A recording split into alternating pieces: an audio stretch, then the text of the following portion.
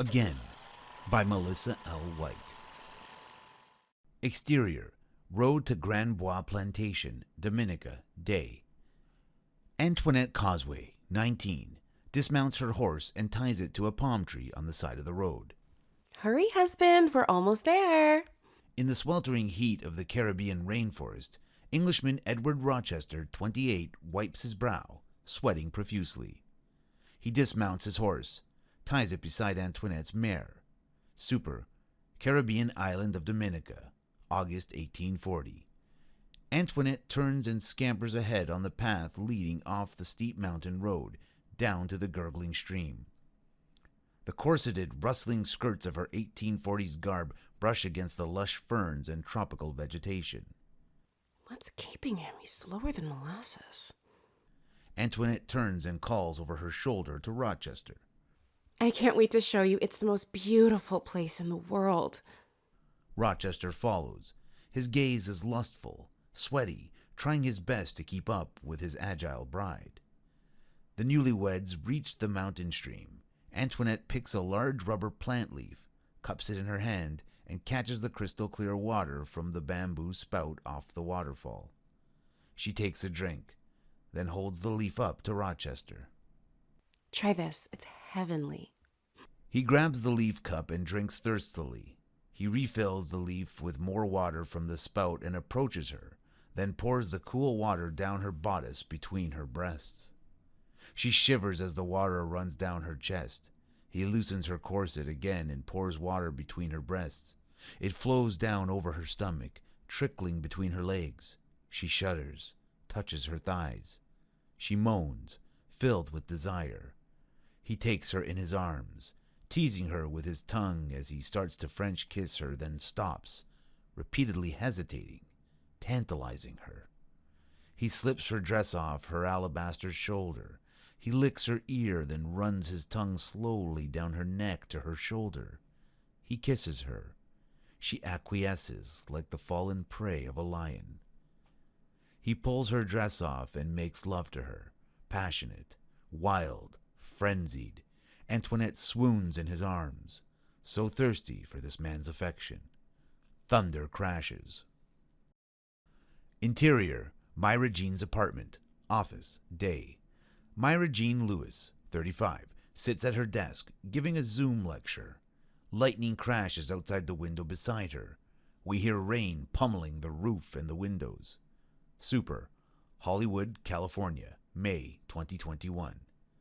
Mayra wears a UCLA School of Theater, Film and TV t-shirt with a UCLA baseball cap.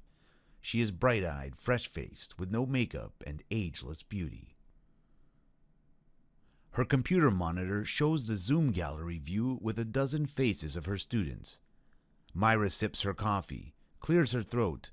Over her shoulder we see rain through the window. We hear thunder crash. Good morning, class.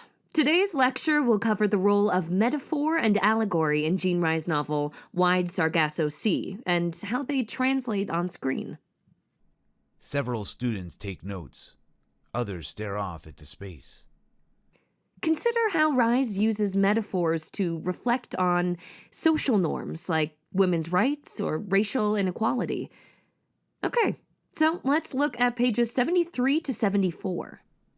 The students flip through their books to find the text. Rochester and Antoinette are on their honeymoon at the Grand Bois Plantation. They're on the veranda one night, and a large moth flutters into the candle flame. Let's look at Rhys' word choice here. What is she implying? Liang, 20, raises his hand. He wears an Akira Kurosawa t-shirt and a tiny gold loop in his right ear. Mayra unmutes him. Yes, Liang? It's sort of like Rhys wants to make Rochester sound more appealing than he actually is. What do you mean? I mean, it sounds like Rhys is a mouthpiece for white male supremacy, subjugating women, removing them from their childhood homes, and taking all their property under the guise of doing it for their own benefit. Straight up implying the hapless females will be better eventually, since they are simply more stunned than hurt. Liang looks up, waiting for Mayra's response. Several students laugh at Liang, as if he takes himself way too seriously. Mayra smiles warmly at him. Thank you, Liang. Maybe Rhys is exploring the notion of romantic love, not only in relation to women's roles as being repressed, but as it relates to finding true love or searching for one's soulmate. Several Zoom faces of her students fill the frame in rapid succession. Consider this. How is the notion of romantic love different today than it was 180 years ago, as in the novel setting? Or even 55 years ago when Rhys was actually writing it? We see the squares of Zoom faces, only they change. Instead of bored 20-something UCLA students, there are new faces, ones from throughout history, including Jean Rhys and Bianca Visconti. There's Cleopatra, Joan of Arc, Mary and Jesus, Queen Elizabeth, Sally Hemings, and Teddy Roosevelt. Mayra blinks. Is she losing her mind? She blinks again. The Zoom screen is filled with her students again. Dr. Lewis, are you there? Where'd you go? End cold open.